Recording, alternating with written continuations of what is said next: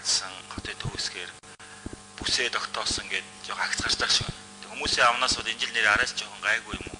Гэхдээ энэ бол зүгээр яг зарим өдрийн л видео болохоос заримдаа бол нөгөө харанхуйлдаг юм бол байжлаа л да.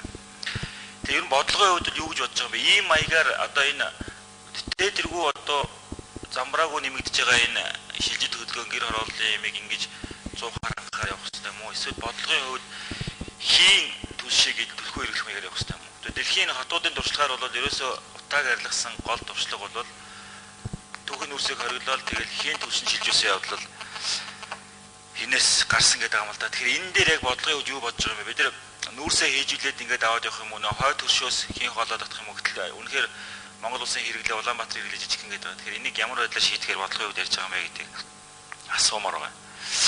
Хоёрдугаарт нь Улаанбаатар хотынхан байвал одоо бол ингээд би нэг замын хөдөлгөөнийг жоохон сэржлээ гэд яагаад ингэж үгээ бодоод байсан чинь сургуулийн хүүхдүүд сургууль яатсан юм ба шүү дээ. Амарцсан юм байна л да.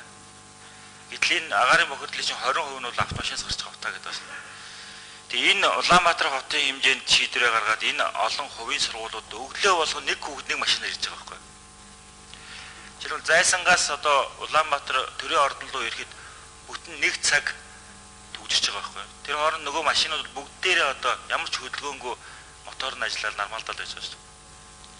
Тэр энэ олон хүүхдүүдийг ингэж зэрэг одоо машинаар зөөхөд байх юм уу?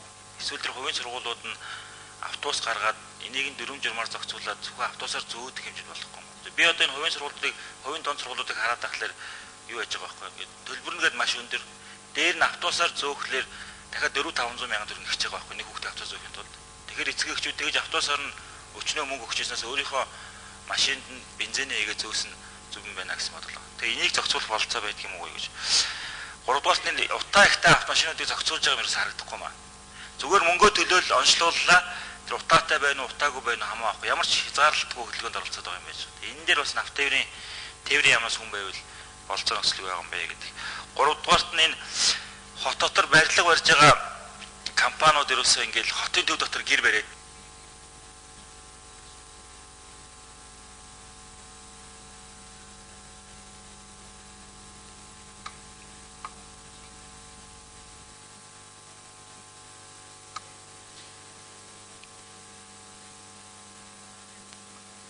За хэн харуулах вэ асуудал? За зөрөгт сайд.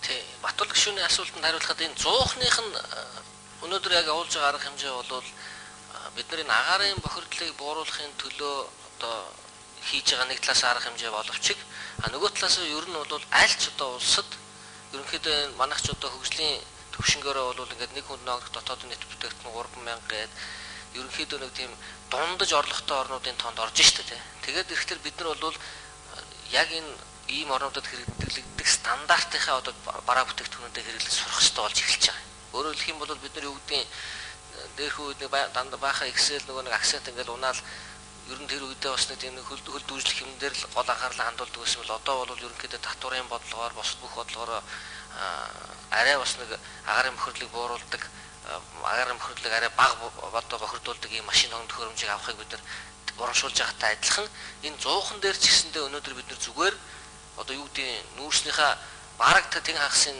олигтой ашиглалгүйгээр түлээд ингээд гаргаа хайчдаг тийм 100-ыг биш яг стандартын дэлхийн юм зохиог хэрэгэлдэг ийм туршлагыг нэвтрүүлж байгаамаа хамгийн гол нь.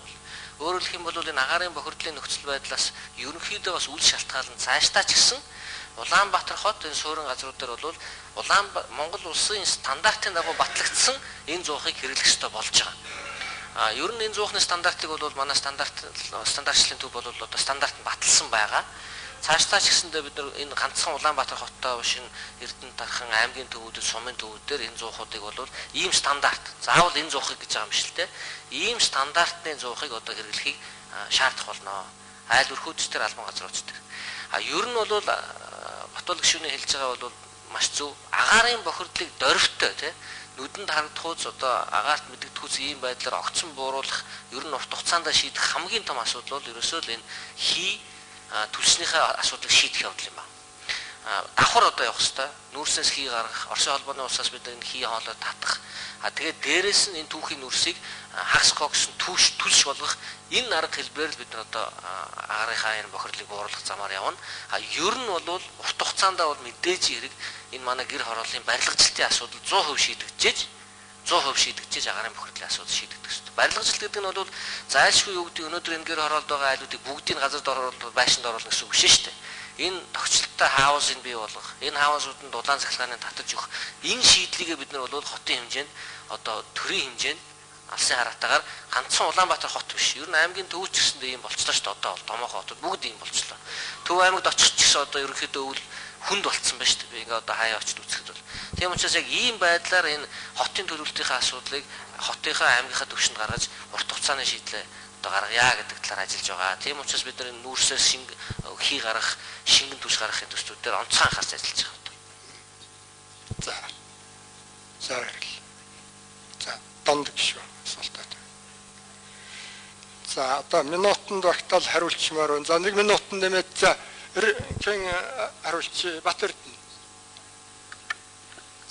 За асуултаа маш оновчтой тавихгүй бол хариулт ерөнхий болоод байна. Их ашигтайхаа хариулт тавилаа энэ тэр гэсэн аятал зассаар байтал наадах чинь. Энэ дуусчаад байна шүү дээ. Түрүүний ерөнхий сайдын хэлсэндээ би бас нэмэх гэсэн юм аа. Энэ 100 мянган айлын шинэ бүтээн байгуулалт хөтөлбөрийг бид нар батлахад энэ ч анх Утаг Улаанбаатар гэсэн хөтөлбөрөөр орж ирсэн. Тэгээ энэ дотор бид нар энэ 570 км замыг нийт улсын хэмжээнд хийнэ гэж одоо оруулсан. Энэ ямар учиртай гэхээр түрүүний гамбын гүшүүнээ хэлдгээр үнэхээр эдийн засгийн хөшүүрэг болоод бүх аймагуудыг болоод одоо боомтуудыг хатуу замаар холбочвол энд өртөг буурах хэрэгтэй юм аа. Энэ маань буцаад зөвхөн Улаанбаатар руу шуурах одоо тийм зүйлийг татгалзах, цаанаа бол өртөх нь багасах эдийн засгийн хөшүүрэг юм гэсэн утгаар 570 км замыг энэ юун дотор оруулсан. Хөтөлбөр дотор оруулсан. За мөн 98 сумыг тогтчуулна гэж бас энэ хөтөлбөр дотор орсон. За 98 сумыг бол эхний одоо бол загварчлаад бол тогтоё. Энээсээ цаашаа бол энийг бүх сумаа бол тодорхой хэмжээгээр бол хүмүүс нь зүхтаад авахгүй хэмжээнд бол тогтчуулъя гэсэн ийм хэлбэрээр энэ хөтөлбөр дотор суулгасан юм аа. За утаата машиныг зогсоох арга хэмжээг бол бид нар яг ер нь бол үздэг онцлогоо хийх. За тэрнийхээ завсраар бол утаа гарч байгаа машинуудыг бол замын цагдаатай хамтарч зогсоох гэсэн ийм арга хэмжээнүүдийг авч байгаа. Мөн одоо зөөврийн одоо шалгах ийм